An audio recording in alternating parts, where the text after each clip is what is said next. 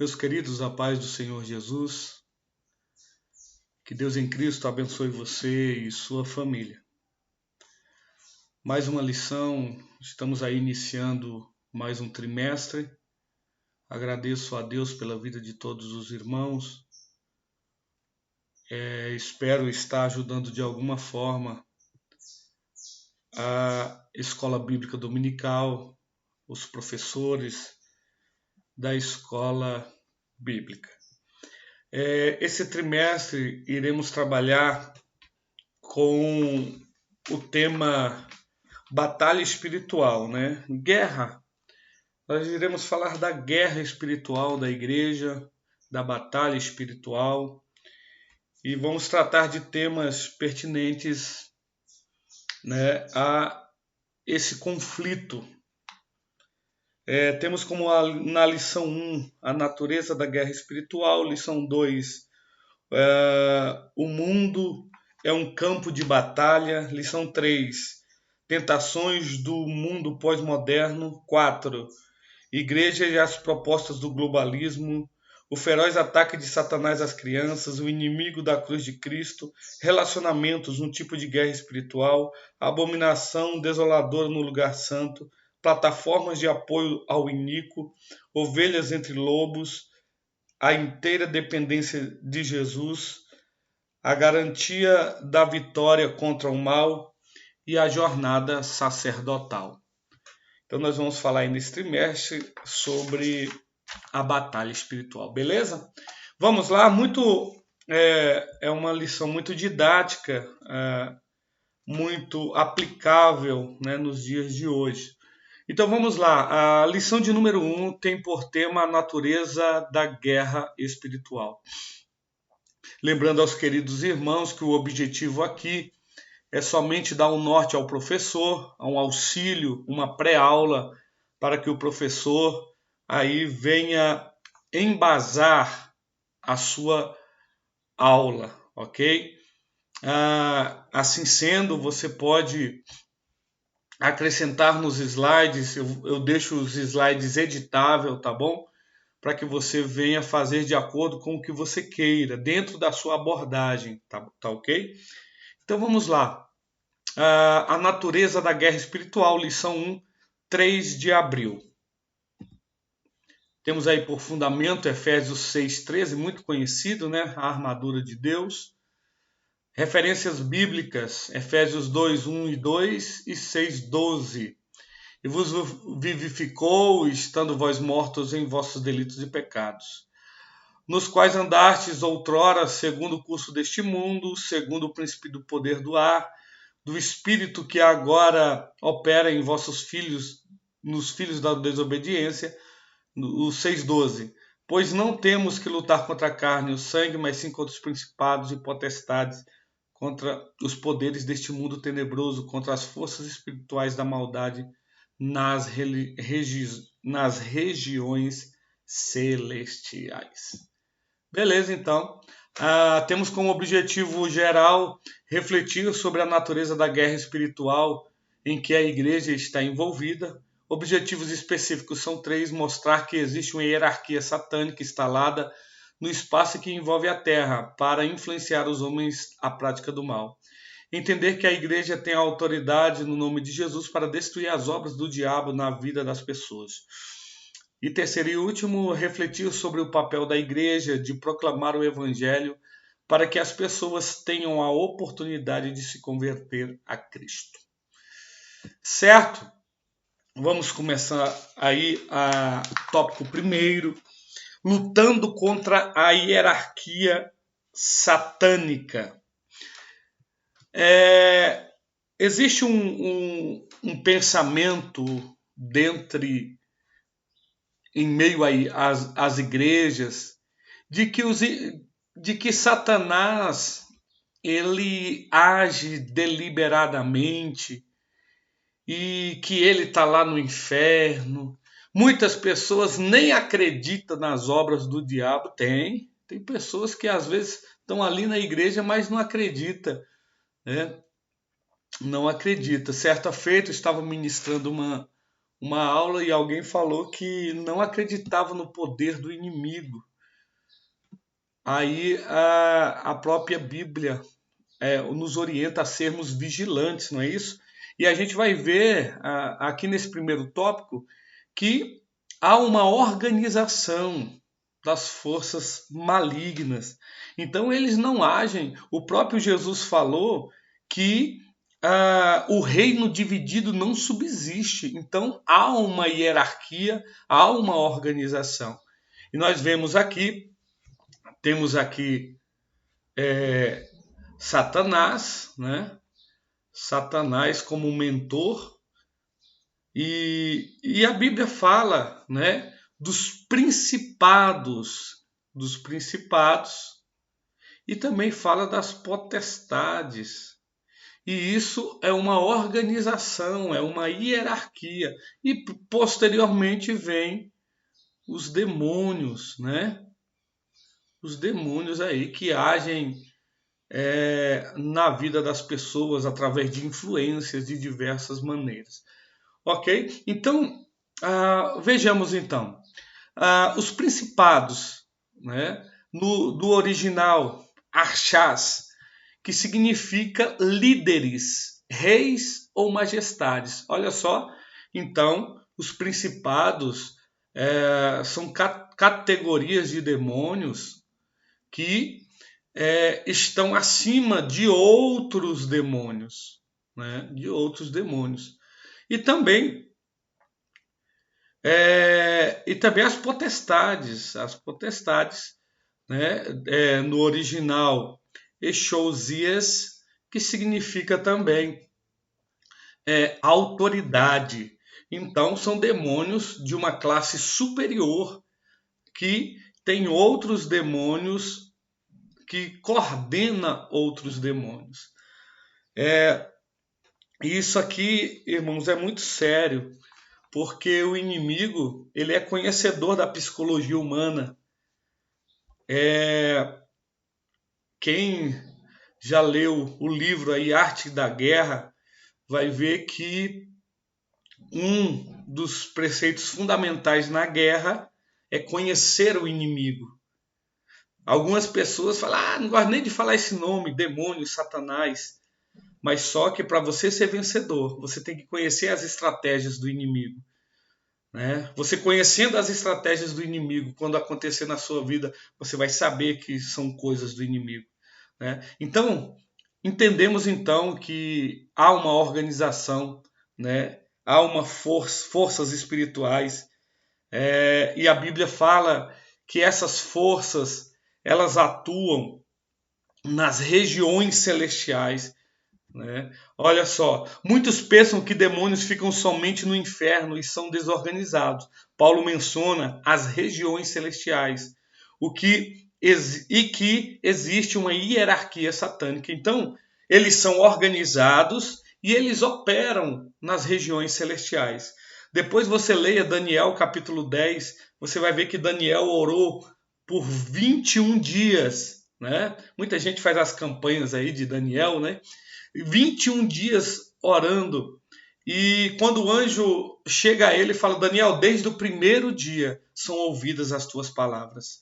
Mas o príncipe da Pérsia se opôs contra nós nas regiões celestiais. Então, olha só. Então houve um conflito para que a resposta da oração viesse. Então é essa batalha, né? É essa batalha que ocorre no dia a dia. 1.2, identificação das influências malignas. Isso aqui tem a ver, irmãos, com a forma de você poder identificar se uma pessoa está, né, sob influência maligna. Ter aí o discernimento, esse é o nome, o discernimento. Né? E também o que acontece hoje é que muitas pessoas espiritualizam tudo. Né? Tudo é demônio. Escorregou em uma casca de banana, caiu. Foi o inimigo. Eu tive uma experiência dessa que uma pessoa né? Todo culto falava comigo, pastor, ora por mim, pastor, ora por mim. Ah, o inimigo fez isso, o inimigo me derrubou, o inimigo, o inimigo, o inimigo. Até que um belo dia, numa escola dominical, eu falei, irmã, tem alguma coisa errada. E ela levou um susto e falou, o que foi? Eu falei, olha, irmã, a Bíblia fala que quem é de Deus, o inimigo não lhe toca. Você é guardado a não ser que o Senhor permita. Então tem alguma coisa, só o inimigo está tendo acesso em sua vida. O que Deus está fazendo na sua vida? Eu vou orar por você, mas eu vou orar para que o Senhor coloque a mão sobre a sua vida e você venha fechar essa lacuna, essa brecha a qual o inimigo está tendo livre acesso na sua vida. Orei, nunca mais chegou, né? Falando que o inimigo fez, o inimigo... Não é por aí. Né? Então nós temos que agir aí com maturidade. Nem todas as tentações, nem todas as tentações, nem todas as tentações procedem diretamente das forças malignas. Algumas são o quê? Reflexo da nossa herança adâmica, não é? Da nossa herança caída. Então nós já nascemos, é isso que o apóstolo Paulo fala, o que eu quero fazer eu não faço. Então, está aí, né? Nós carregamos essa herança pecaminosa. Então, por isso que o apóstolo fala, o que eu quero fazer eu não faço, mas o que eu não quero eu já fiz. Aí o inimigo, ele trabalha em cima disso, né? Ele atiça, né? Usando pessoas, sentimentos, né? Diversas coisas para te tirar da presença. Mas para os que são templo do Espírito Santo, conseguem identificar a procedência do mal. Então, quem é templo, a qual o Espírito Santo está presente, a Bíblia fala que quando um demônio é expulso ali do seu, ou seja, do seu habitat, está na vida da pessoa, e ele é expulso, ele anda por caminhos áridos e tal, e depois volta com mais 7 demônios, né? E fica 8. Então é complicado. Mas o que é templo do Espírito Santo, ele pode até tentar voltar para aquela pessoa que foi liberta, mas a casa já está ocupada, a casa já tem morador, que é o Espírito Santo. Porém, se tiver lacuna, se a casa estiver aberta, se a casa estiver de qualquer maneira, ele vai invadir, ele vai adentrar e ele vai voltar. E o estado esse segundo estágio é pior do que o primeiro. Porque primeiro ele era atormentado por um demônio, agora já veio mais 7 demônios atormentá-lo. Né? Então, nós temos que identificar essas influências malignas. Não espiritualize tudo, seja um crente maduro, seja um crente que tenha direção de Deus, discernimento da parte do Senhor. Isso só vem com oração, né, chegando mais próximo do mestre amado. Então, existem outras causas. Tem pessoas aí que tudo é demônio, demônio. Não é assim não. Deixa eu voltar aqui. Não é assim não, irmãos. Então, existe o quê? A herança adâmica, que é o pecado original, aonde quando Adão desobedeceu, nós também recebemos esta herança pecaminosa. As influências que vêm pela visão, pelo tato, pela audição. Então o inimigo ele trabalha nessas áreas para te tirar da presença de Deus. Presta atenção o que você está vendo na internet. Presta atenção o que você anda ouvindo. Músicas profanas, músicas mundanas. Tome cuidado com essas coisas. Se alimente do que é espiritual. E a ação demoníaca. E essa ação demoníaca, ela pode ser direta, ou indireta, tá bom? Ou seja, direta, quando ele age diretamente, ele fica explícito que é o demônio que está agindo na vida daquela pessoa. E indireta, quando ele usa outras pessoas, através do quê? Através da influência. Ele influencia a pessoa a pecar através de uma mentira, ele vai armando ali aquela rede até a pessoa né, até ele conseguir desvirtuar ali, tirar aquela pessoa do caminho. Beleza, então. 1.3, áreas de influência. Isso aqui, apesar de ser muito explícito e muito claro para nós sabemos. Há espíritos malignos influenciando em todas as áreas da vida humana. Tome muito cuidado. É por isso, irmãos, que a Bíblia fala orai sem cessar, vigiai. A Bíblia sempre orienta. O Senhor sempre orientou a seus filhos orarem, vigiarem, estarem de prontidão. Porque o inimigo, a Bíblia fala que ele está em derredor, rugindo como um leão, procurando a quem possa tragar. As áreas de influência do inimigo. Sentimentos.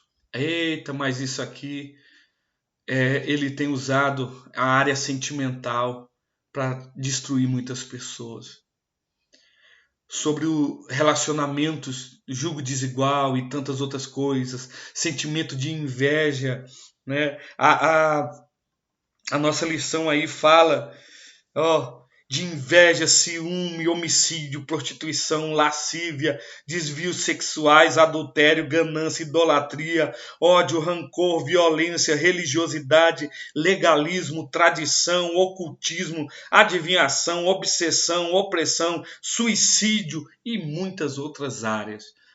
Então, ele usa os sentimentos, as amizades. Eita, como tem pessoas sendo aí influenciada pelas amizades. Ele usa a área financeira, ele trabalha na área conjugal, na área familiar, na saúde. Irmãos, como você está vendo como as pessoas que estão fora, né, das asas do onipotente, da sombra do onipotente, elas estão sujeitas a tudo isso. O inimigo trabalhando em suas vidas com as más amizades, a respeito, com sentimentos de inveja, de ódio, as más influências das amizades, na vida financeira destruída, pessoas que gastam o dinheiro com aquilo que não é pão, na área conjugal, deixando o inimigo adentrar, espaço para o inimigo, na área familiar, relacionamento pais e filhos, na saúde, o inimigo lançando enfermidades, tendo acesso à vida. E é interessante isso aqui quando fala de batalhas espirituais, irmãos. É interessante que em Efésios capítulo 6 fala da armadura de Deus e fala do escudo da fé. Fala do escudo da fé. E esse escudo é o que faz apagar os dardos inflamados do maligno. Então tudo isso aqui, são dardos. São dardos que o inimigo lança. Mas quem tem o escudo da fé, esses dardos não atingem a pessoa, eles atingem aqui o escudo. E esses dardos não atingem a pessoa, porque ele tem defesa. Né? E você lê Efésios 6, você vai ver a espada do Espírito, a coraça da justiça, você vai ver toda a armadura de Deus que te traz proteção. Né? Temos que resgatar essas pessoas que estão sofrendo das garras das hostes malignas. Então, às vezes até mesmo na nossa família, nós vemos que o inimigo está trabalhando nessas áreas e nós temos que, através da palavra de Deus, nós combatermos, né, esse sentimento. Olha, irmãos, o inimigo ele é conhecedor profundo da psicologia humana. Ele conhece e ele vai trabalhar aonde você está aonde você está falhando. Por exemplo, você não consegue, quando você vê aquela notinha azul com as garoupas, né? Aí você olha, os olhos brilham, você não consegue ver dinheiro. Aí o inimigo vai usar, vai trabalhar nessa área.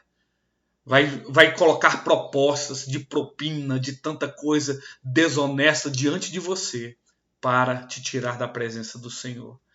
E por incrível que pareça, muitas dessas pessoas entram nessas coisas e ainda falam que Deus está abençoando. Não é Deus. Não é o inimigo que está te tirando da presença de Deus através da área financeira. Não, pastor, mas eu ganhei muito dinheiro de forma ilegal. O Senhor não compactua com formas ilegais. Estamos vendo aí, né?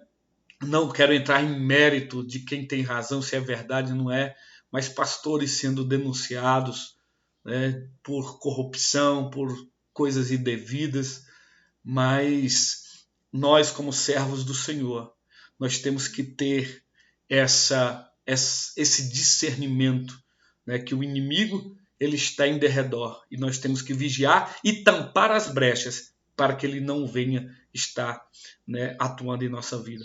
Na área conjugal, muitos irmãos que olham e falam o casamento ali não vai bem. Certa feita eu estava andando com um presbítero dentro do carro e passando alguém procurando o endereço, o presbítero passou alguém vestido indevidamente, uma moça, e o presbítero quase quebra o pescoço. E eu falei, ô varão, você quer que eu pare o carro, abençoado? E, não pastor, não, opa, não é assim não, irmão. O inimigo ele lança laços na vida conjugal, na vida familiar, tudo para destruir. Então ele vai trabalhar na sua fragilidade. Ele é conhecedor da psicologia humana, cuidado com as amizades, cuidado com os sentimentos, certo? Ou as influências também da mídia, né, de tudo. O inimigo usa todas estas coisas para influenciar e para tirar da presença do Senhor. Amém? Tópico 2 aí, destruindo as obras do diabo. O inimigo ele é organizado, já falamos, tem uma hierarquia, mas essa organização dele não consegue atingir o servo que é fiel, o servo que está na presença do Senhor. E existem níveis de opressão, níveis, né, a qual Satanás está trabalhando na vida da pessoa. Nós vamos trabalhar com 3, que é o que a revista traz. Primeiro, a influência. O inimigo trabalha com influência na vida das pessoas, à luz de 1 Coríntios 15, 33. O influenciado, ele é consciente, né? Ele é conscientemente, né? Conscientemente para o mal. Então, ele é consciente e ele é influenciado para fazer coisas malignas. É comum a gente ouvir, né, homicidas falam, não, eu ouvi uma voz que falava para me matar, que falava para... É comum a gente ouvir isso. Influências malignas. Segundo lugar, primeiro, influência. Segundo, opressão. Pessoas oprimidas, pessoas rancorosas. O inimigo ali oprime, a pessoa se sente oprimida, mas também ela ainda está consciente. Ela está consciente, à luz de 1 Pedro 5. E o último estágio é a possessão demoníaca. Aqui, coloquei até em vermelho aqui, o inimigo ele toma o controle da vida da pessoa, deixando a pessoa inconsciente. Por isso você vê as pessoas se debatendo, né, numa possessão demoníaca, a pessoa perde o sentido. Depois que aquele demônio é expulso pelo nome poderoso do Senhor Jesus, a pessoa acorda e fala, o que foi que aconteceu? O que foi que aconteceu? Porque ela não se lembra, porque o inimigo tomou os seus sentidos, atuou no seu centro, né, nervoso, atuou ali no seu sistema nervoso, atuou ali na sua vida, tomou conta do seu corpo e se possuiu do corpo inteiro daquela pessoa. Então, é muito perigoso. Então, esses são os estágios, né? A influência, a opressão e, terceiro, a possessão. E em todos esses sentidos, Deus é poderoso. Deus tem o poder de transformar e de salvar e de libertar essas pessoas. E Deus nos deu a autoridade para fazer isso, através do nome poderoso do nosso Senhor e Salvador Jesus Cristo. Buscando as causas do assédio do maligno. O inimigo está pronto para agir, observando o ponto fraco, já falei sobre isso. observando o ponto fraco de cada uma das pessoas, né? Das suas presas, e assim atacar dentro da fragilidade de cada um. A Bíblia fala que ele está rugindo como leão, mas eu louvo a Deus que o verdadeiro leão é o leão da tribo de Judá e está conosco, está do nosso lado. Então, feche as brechas, esteja na presença do Senhor, né? Esteja aí sempre empunhando aqui, ó, a espada do Espírito, né? Segundo Efésios. Então, irmãos, vigiem, né? Vigiem que o inimigo vai atacar no ponto fraco, mas aquele que está em oração, aquele que está sempre em contato, vigilante, né? Vigilante na presença do Senhor, o inimigo não pode lhe tocar. Expulsando o inimigo na autoridade do nome de Jesus. Irmãos, o Senhor nos deu autoridade. O Senhor, ele fez, né? Ele veio para destruir as obras do diabo, à luz de 1 João 3, e nos deu autoridade também para fazer isso e muito mais até do que ele fez. Está explícito em Lucas capítulo 9, versículo 1. Então, é o Senhor, no nome do Senhor Jesus Cristo. Muitas pessoas se sentem, não, eu não vou orar pelo endemoniado, eu não vou orar porque E é isso que o inimigo quer. O inimigo quer te diminuir. O inimigo quer lançar no teu rosto coisas do passado. Falar que você não pode orar por alguém, que você é falho. Mas lembre-se de uma coisa, você não vai orar no seu nome. Você vai orar pelo poder que há no nome do nosso Senhor e Salvador Jesus Cristo. Então é a autoridade que está sobre o nome de Jesus, não é sobre o teu nome. Você não vai orar, eu não vou orar, sai em nome do pastor Misael, não vai sair. Sai em nome de pastor fulano, não vai sair. Não vai sair. Mas no poder, na autoridade que há no nome do Senhor, as pessoas são libertas para a glória do Senhor. 3. Último tópico, vivendo e anunciando a palavra que liberta. Contribuindo para a confissão e recepção de Jesus. O mundo está doente devido ao Deus deste século. A Bíblia fala, o apóstolo Paulo escrevendo aos Coríntios, diz que o príncipe deste século tem cegado o entendimento. E somente a igreja tem o remédio, que é o evangelho, o qual tem poder para libertar. Irmãos, nós temos em nossa mão a palavra do Senhor. E nós temos por obrigação compartilhar essa palavra. O mundo está doente. As pessoas estão sendo escravizadas. E nós temos uma ferramenta, Deus nos deu ferramentas poderosas para destruir as hostes satânicas. O cristão tem o dever de ensinar a palavra de Deus. Irmãos, preste bem atenção. Alguém certa feita falou da Assembleia de Deus, e eu até concordo com isso, que a Assembleia de Deus como um todo é uma igreja muito grande, um ministério gigantesco, e a pessoa falou da seguinte forma, falou que a Assembleia de Deus é um excelente obstetra, né? Um excelente obstetra, mas é um péssimo pediatra. O que quer dizer? Que ganha muitas almas, que faz nascer muitas pessoas para Cristo, que ganha almas, mas que tem uma fragilidade no acompanhamento. E isso é muito sério, porque é o pediatra que acompanha, o obstetra faz nascer e o pediatra faz o acompanhamento. Então, para que a obra seja completa, o Evangelho de Cristo, nós temos que pregar, à luz de Marcos 16. Nós temos que ensinar, Mateus 28. E nós temos que acompanhar. Nós temos que estar junto, levar a carga um do outro, discipular, estar junto com o novo convertido, nos colocar à disposição para que ele...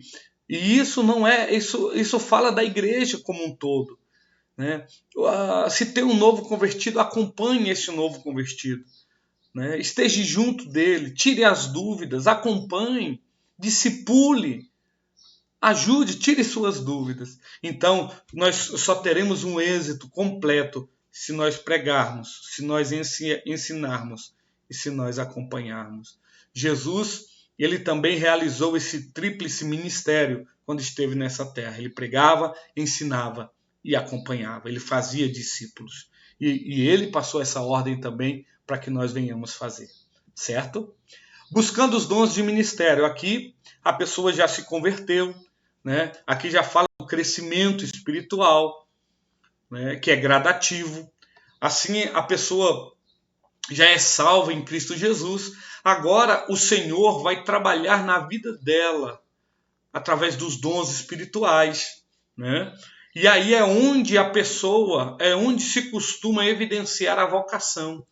Você não sabe se você vai pregar, se você vai cantar, o que você vai fazer dentro desta chamada do Senhor, né? E o batismo com o Espírito Santo é essencial para o crescimento espiritual. O batismo com o Espírito Santo é o revestimento de poder. É onde vai te dar autoridade, é onde vai tirar suas dúvidas. Então, busque sim esse batismo que é tão importante, esse revestimento de poder. Mas não venha me falar, por amor de Jesus Cristo. Aí não adianta, você passa a noite toda, passa o dia, aí vai assistindo lá o Big Brother da vida, vai lá, se alimenta de tudo que não presta, aí à noite você vai para a igreja, Senhor me enche, Senhor me batiza. Como pode isso? Como pode ser isso?